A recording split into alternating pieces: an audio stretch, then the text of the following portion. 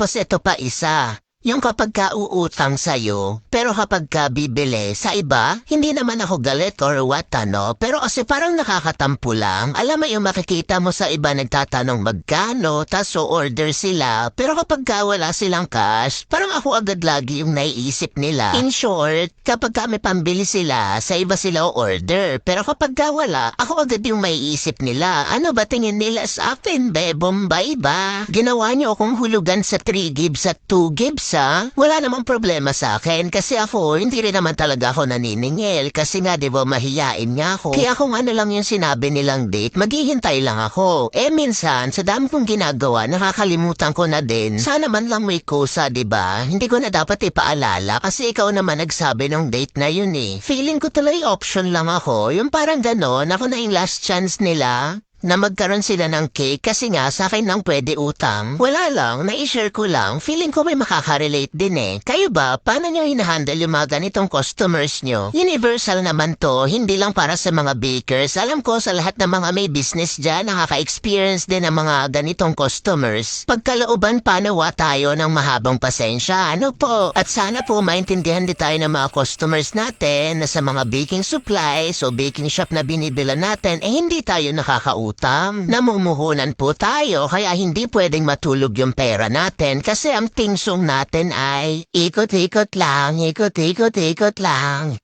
Ikot-ikot lang, ikot-ikot, ikot. O diba, Sarah G. Yarn? Sa RR at Goldie Be, bawal utang dun. At kaming mga home baker, pag tumanggi kami, masama na kami agad. Yan lang naman for today. Bye! Pakitandaan kasi yung trust ay hindi na maibabalik.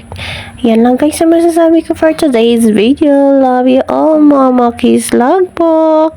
Palaging tandaan yan ha, huwag kakalimutan. Please like and share naman you guys at follow nyo rin. Mwah!